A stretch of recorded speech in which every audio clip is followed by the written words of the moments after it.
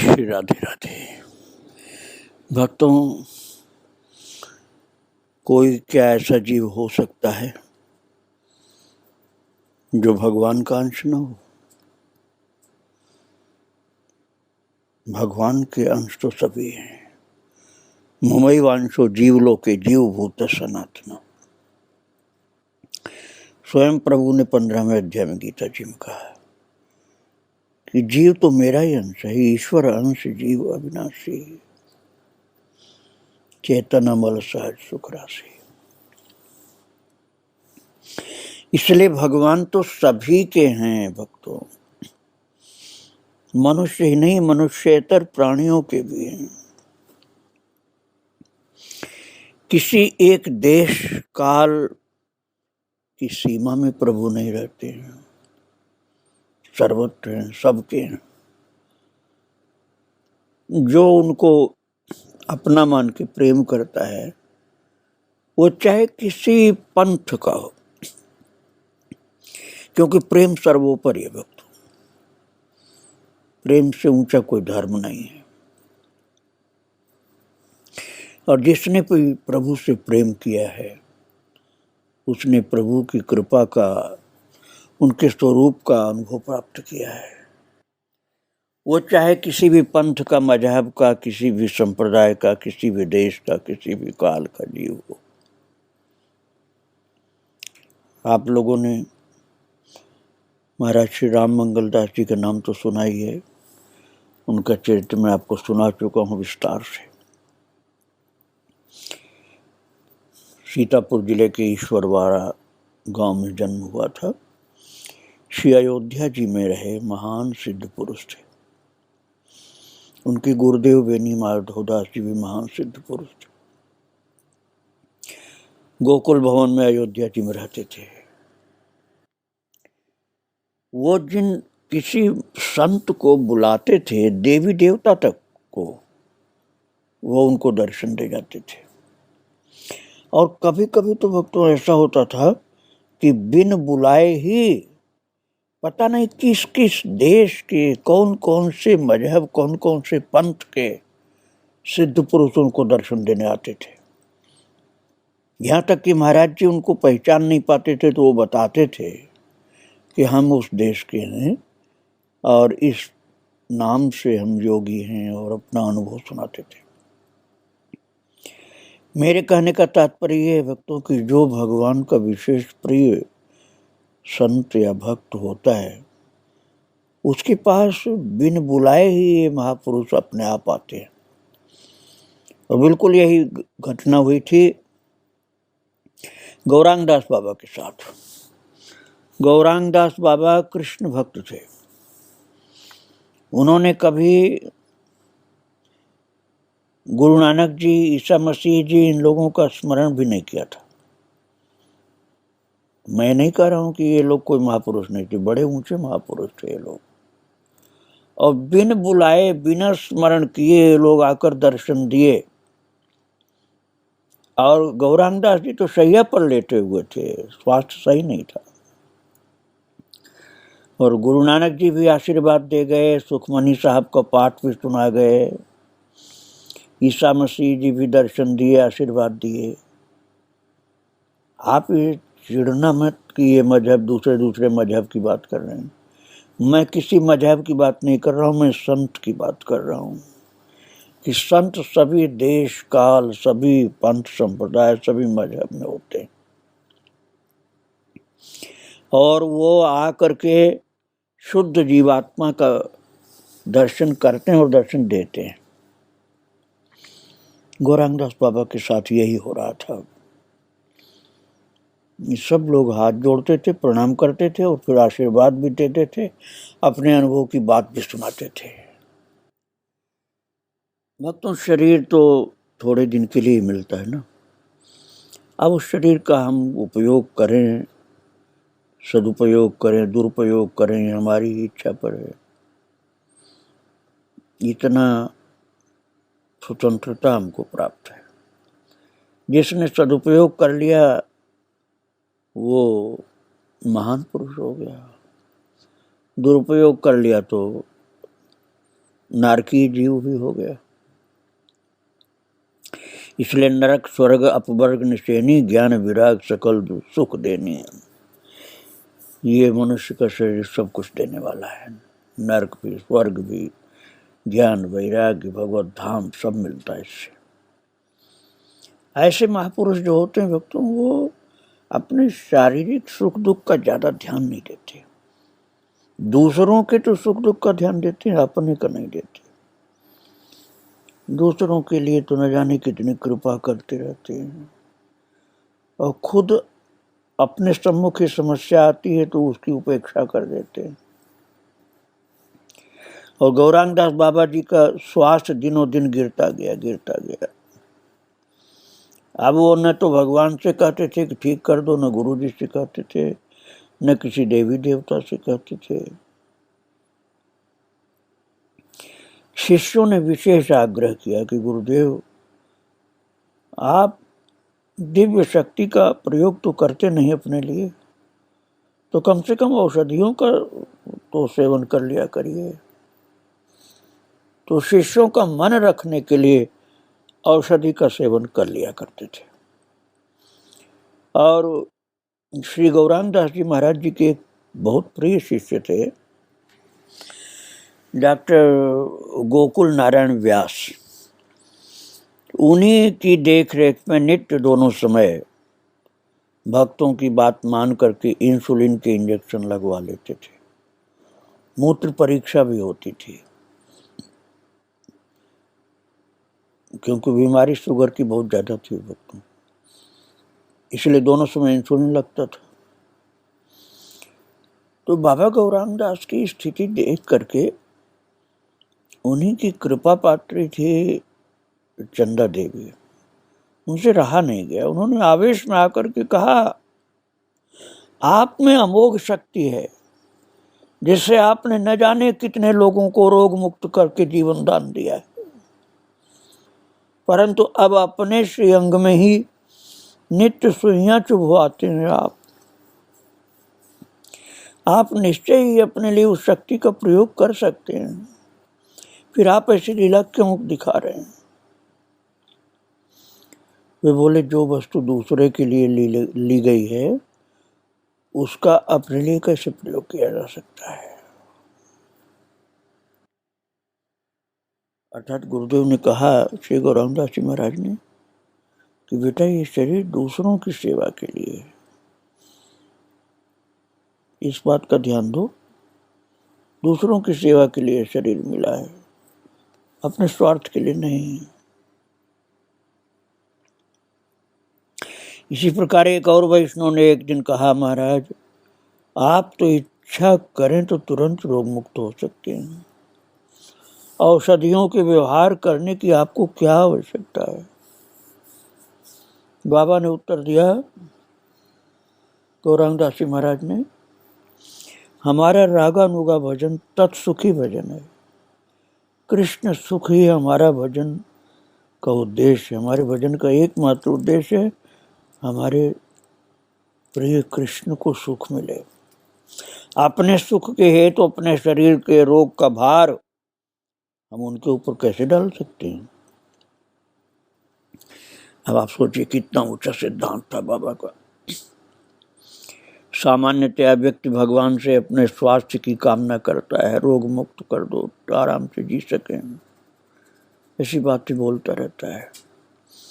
और बाबा गौरांग दास जी कहते थे, अपने सुख के हेतु अपने शरीर के रोग का भार हम उनके ऊपर कैसे डाल सकते हैं।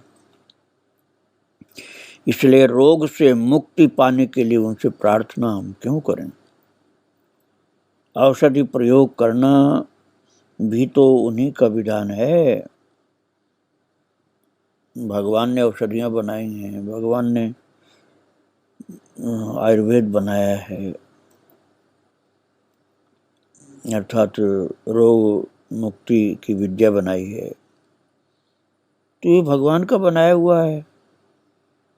तो औषधि प्रयोग करना भी उन्हीं का विधान है। इसलिए रोग से मुक्ति पाने के लिए उनसे प्रार्थना न करके औषधि का ही प्रयोग करना चाहिए। यही हमारे लिए उपादेय है। गौरांगदास बाबा की बात कितनी महत्वपूर्ण है कि हम प्रभु के विधान में बाधक क्यों बने। इस प्रकार के अनन्य और निष्किंचन भगवत भक्त शिष्य के प्राणों की रक्षा के लिए महाविरक्त महाभागवत श्री रामदास बाबा जी महाराज का व्याकुल हो उठना, भगवान से प्रार्थना करना उनके लिए स्वाभाविक ही था। बाबा गौरांगदास जी के प्रति उनके असाधारण वात्सल्य का यही रहस्य था जो गुरुदेव अपने प्यारे शिष्य गौरांगदास के लिए चिंतित हो जाते थे। उसका यही कारण था। गौरांगदास जी महाराज बहुत चिकित्सु, इसलिए गुरुदेव को उनके लिए चिंता हो जाती थी। भक्तों, शिष्य के लिए गुरु के शरीर का बहुत महत्व होता है। गुरु के शरीर की सेवा करना शिष्य का परम धर्म है। किंतु गुरुदेव अपने शरीर का ध्यान उतना नहीं देते हैं, बहुत कम या नहीं के बराबर। उनका ध्यान तो अपने प्रभु पर रहता है। गौरांगदास बाबा का शेष जीवन बाह्य दृष्टि से रोगाक्रांत होने के कारण जितना दुखमय प्रतीत होता था, उतना ही उनका आंतरिक जीवन एक अलौकिक अनिर्वचनीय अशेष रस लहरी से प्लावित रहकर उन्हें अपूर्व सुख और शांति के महारणों में डुबोए रखता था। ये बात कम लोग जानते थे। सामान्य आदमी तो यही समझता बाबा बहुत बीमार रहते हैं, लेकिन अंदर से कितना वे भक्ति रस में डूबे हैं, इस बात को तो कोई कोई ही जान पाता था। और तभी तो रोगाक्रांत अवस्था में भी जो सौभाग्यशाली व्यक्ति उनके सानिध्य में आते थे, उन्हें एक अपूर्व अनिर्वचनीय सुख की उपलब्धि होती थी। उनकी आंतरिक स्थिति का पता उनके साधारण व्यवहार और बातचीत एवं हाव भाव से सहज ही लग जाता था। उसको लग जाता था जो भक्त होता था, सबको नहीं। वे एक अपूर्व भाव समाधि में हर समय डूबे रहते थे। उनके मुखमंडल की दिव्य कांति हृदय की नवनवायमान भाव राशि को प्रतिबिंबित करके शशिकला के समान नित्य नवीन रूप माधुरी में परिणित होती रहती थी। उनके नेत्र रूपी सरोवर प्रेम वार से प्रतिक्षण परिपूर्ण रहकर भगवत रूप गुण लीला प्रसंग की हल्की सी पवन चलने से भी झरनों के रूप में प्रवाहित होने लगते थे। अपने दुख से कभी नहीं रोते थे बाबा, और प्रभु की लीला सुनते ही रोने लग जाते थे। वे निरंतर किसी चिन्मय भाव राज्य में श्री राधा कृष्ण लीला रस रूपी सुरा का पान करके दिव्य उन्माद की अवस्था में बाह्य जगत की दृष्टि से कुछ खोए खोए से रहते थे। बहुधा एक ही मुद्रा में बैठे बैठे घंटों बीत जाते और उन्हें शौच, स्नान, आहार आदि के समय का भी ध्यान नहीं रहता था। सेवकों द्वारा बार बार प्रयत्न करने पर वे बाह्य जगत की क्रियाओं का किसी प्रकार संपादन कर पाते थे। ध्यान ही नहीं रहता था बाबा को कि नहाया कि नहीं, कपड़ा बदला कि नहीं, भोजन किया कि नहीं। बार बार शिष्य लोग प्रार्थना करते, तब कभी कभी प्रसाद ग्रहण करते, और प्रसाद ग्रहण करते करते नेत्र बंद हो जाते थे और प्रसाद महाराज मुंह में रह गया, और मुंह बंद है, अंदर प्रसाद मुंह के अंदर, और बाबा गौरांगदास तो समाधि में डूब जाते थे।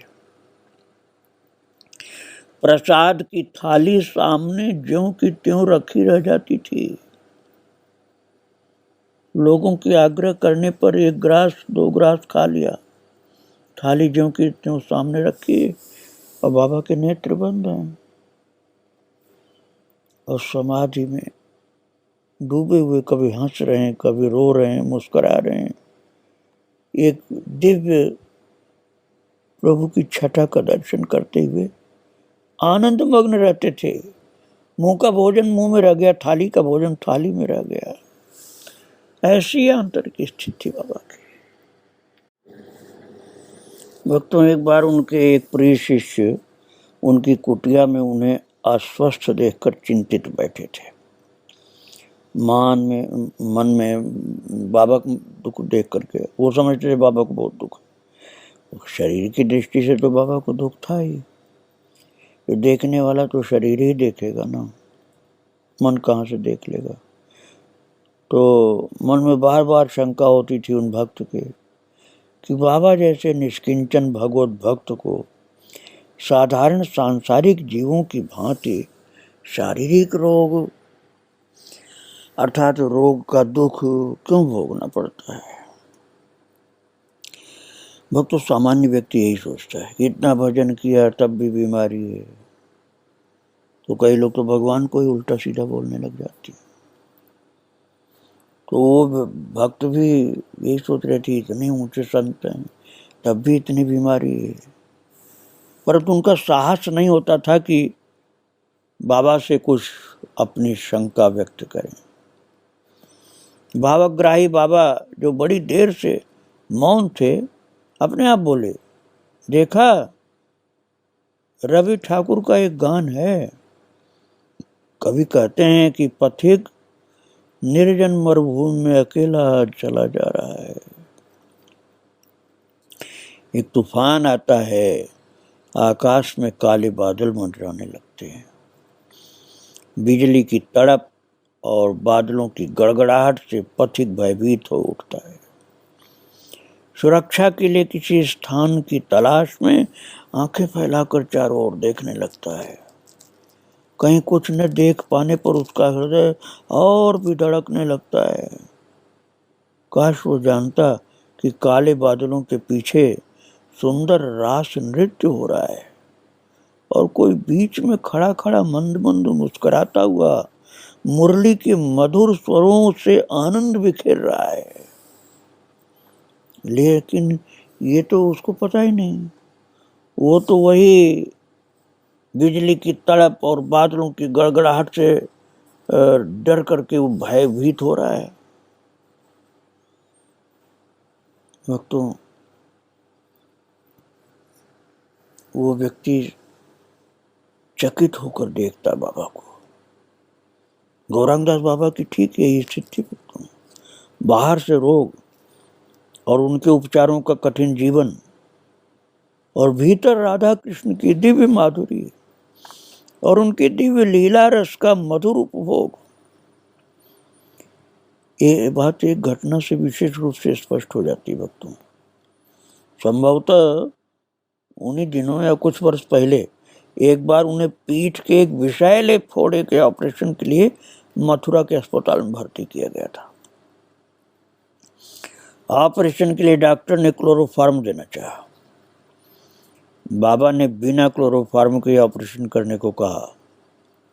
डॉक्टर ने कहा, बिना क्लोरोफार्म के ऑपरेशन संभव नहीं है, वेदना इतनी अधिक होगी कि आपकी बर्दाश्त कर सकने का प्रश्न ही नहीं होता है। बाबा ने कहा, आप चिंता न करें और अपना काम शुरू कर दें। डॉक्टर ने ऑपरेशन शुरू कर दिया। बाबा के मुख से उफ भी नहीं निकली, वो बराबर स्थिर और गंभीर बैठे रहे, जैसे किसी दिव्य लीला में डूबे हों। वास्तव में बात यही थी भक्तों, बाबा कन्हैया की एक दिव्य लीला में अपने मन को ले जाकर टिका दिए थे और ऑपरेशन और शरीर की तरफ ध्यान ही नहीं था उनका। और ऑपरेशन के बाद डॉक्टर ने पूछा, इतना बड़ा ऑपरेशन और आपको तनिक भी कष्ट नहीं हुआ? बाबा ने उत्तर दिया, कष्ट शरीर को हुआ होगा, मैं दूसरे काम में लगा था। डायबिटीज का रोग बढ़ जाने के कारण बाबा को कभी कभी मूर्छा सी आने लगी महाराज। कई लोग बोलेंगे, अरे हमारे पास ऐसी दवाई है कि डायबिटीज खत्म हो जाती है, पर आपको मालूम नहीं है कि डायबिटीज की उच्च अवस्था कैसी होती, इसलिए आप बोलते हैं ऐसा। डायबिटीज के उच्च अवस्था का जो रोगी होता है उसको आपकी वो दवाई काम नहीं करेगी जिससे डायबिटीज खत्म होती है। बाबा के न जाने कितने वैद्य और डॉक्टर शिष्य थे, ये तो बाबा को ठीक नहीं कर देते क्या? सबने समझ लिया था कि वो डायबिटीज ठीक होने वाला नहीं, बहुत बढ़ गया था रोग, इसलिए मूर्छा से आने लगती थी। उनके रक्त की परीक्षा करके डॉक्टर ने कहा, बाबा आपका ब्लड प्रेशर अत्यधिक बढ़ा हुआ है। जान पड़ता आपके मानसिक परिश्रम जैसे आपने किया हो बहुत ज़्यादा।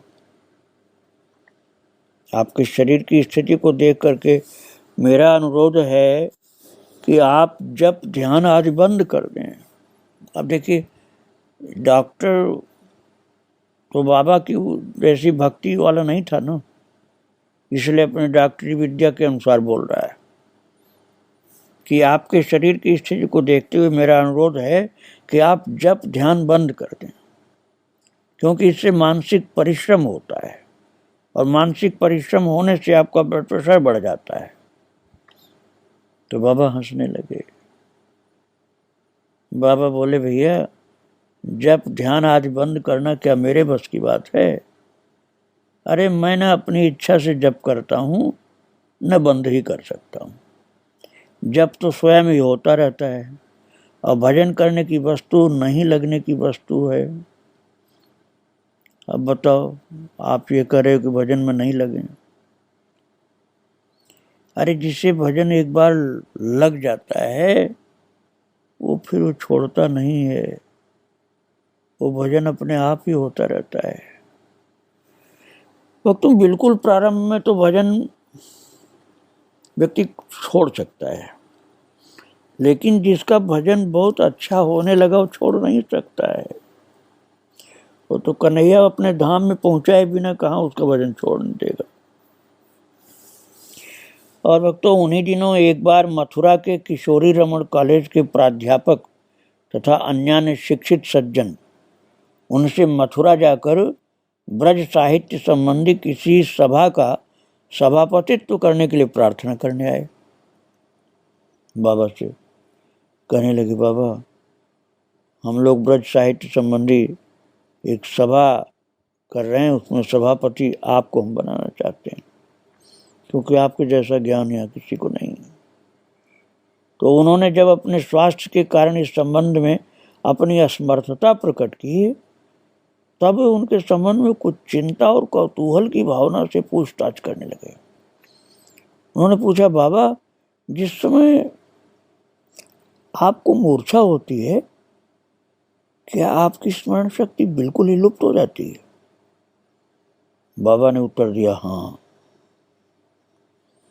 वह समय तो सब कुछ भूल जाए। फिर गदगद कंठ और अश्रुपूर्ण नेत्रों से बोले, पर एक राधा नाम ना भूले। भक्तों, गौरांगदास बाबा तो सखी थे ना, मैं आपको पहले सुना चुका हूँ। एक 8-9 साल की कन्या के रूप में अपना स्वरूप उन्होंने देखा था, जो राधा रानी की वेणी गुंथन करने जा रही। तो उनका वास्तविक स्वरूप तो वो था। इसलिए बाबा ने कहा कि जब पूछा वो उन लोगों ने कि मूर्छा के समय आपको सब भूल जाता है क्या? बोले, हाँ सब भूल जाते हैं। हाँ, बात समय तो सब कुछ भूल जाए। फिर गदगद कंठ और अश्रुपूर्ण नेत्रों से कहा, पर एक राधा नाम ना भूले। इससे स्पष्ट है कि उनके सोते जागते यहाँ तक कि मूर्छा की अवस्था में भी एक दिव्य आंतरिक स्थिति रहती थी। प्रिया प्रियतम के लीला रस रसारणों में वे हर समय डूबे रहते थे। अप्राकृत वृंदावन अपनी समस्त विभूतियों के साथ उनके सामने सदा प्रकट रहता था। भक्तों, दिव्य वृंदावन का दर्शन करते रहते थे। वृंदावन के रजकण तरु लता ये सब अपने दिव्य रूप में उनको दर्शन देते थे।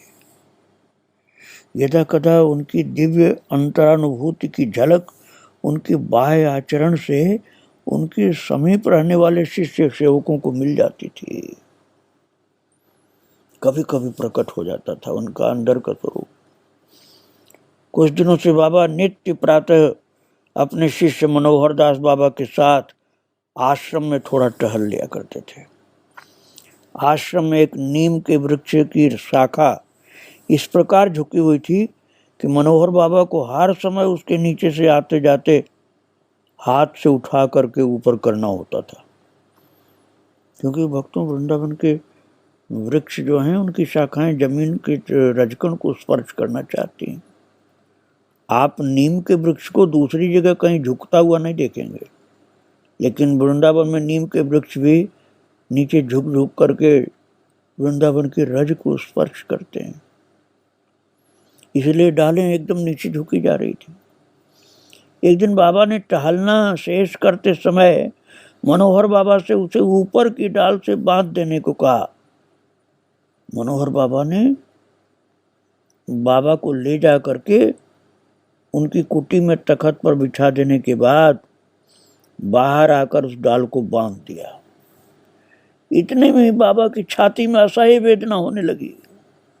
उन्हें लगा जैसे कितने ही बिच्छू उनको डंक मार रहे हैं। तो महाराज फिर बाबा जोर से कुटिया के अंदर से ही चिल्ला के बोले, मनोहर मनोहर। और मनोहर बाबा भागते हुए आए, बोले गुरुदेव क्या है बात? बाबा क्या है? बाबा बोले तूने नीम बांध दी है क्या? बाबा ने छाती को हाथ से कस के पकड़ रखा था और हाथ से छाती को दबाए हुए बोले, तूने नीम बांध दिया क्या? मनोहर बाबा ने उत्तर दिया, हाँ आप ही ने तो कहा था बाबा। मनोहर बाबा से बोले, बाबा गौरांग दास जी जल्दी खोल जाए कि जल्दी खोल। बाबा ने झट आदेश दिया, जल्दी खोल। और मनोहर बाबा ने जाकर डाल को खोल दिया। उसी समय बाबा की छाती की वेदना खत्म। दूसरे दिन प्रातः जब मनोहर बाबा के साथ आश्रम में टहल रहे थे तो उन्होंने देखा कि उसी नीम के वृक्ष के नीचे एक सुंदर सुकोमल नील वर्ण बालक खड़ा है। उसके नेत्रों से अश्रुबिंदु लुढ़क रहे हैं और उनकी ओर देखता हुआ कह रहा है, तुम भी मुझे बांधोगे?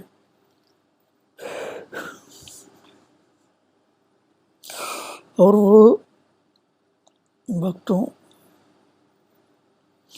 और नील वर्ण का एक सुंदर सा कोमल बालक जो था, उसकी आंखों से अश्रुबिंदु गिर रहे थे और बोल रहा था बाबा की ओर देखकर कि तुम भी मुझे बांधोगे?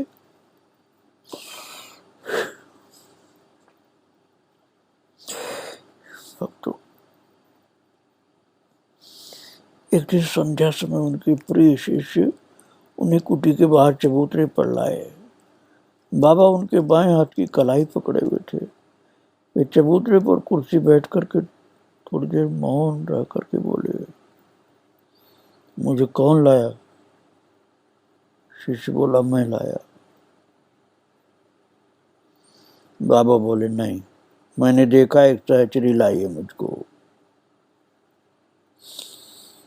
भक्तों उनको राधा कृष्ण और गोपी दिखलाई पड़ती थी। अर्थात भक्तों यहाँ के वृक्ष में भी कन्हैया खेलता रहता है। अब इसको समझना पूरा पूरा हर किसी के बस की बात नहीं है। आज यही झांकी रखी अपने हृदय में, और आगे की बात मैं आपको फिर सुनाऊंगा कि नील वर्ण का सुकोमल बालक खड़ा हुआ अश्रुबिंदु आंखों में लिए हुए बाबा से कह रहा है कि तुम भी मुझे बांधोगे? अर्थात मुझे यशोदा मैया ने तो बांधा ही था, अब तुम भी मुझे बांधोगे? अब आप सोचिए वृंदावन के वृक्ष की महिमा कितनी होगी। श्री राधे राधे, जय श्री राधे, बारंबार प्रणाम।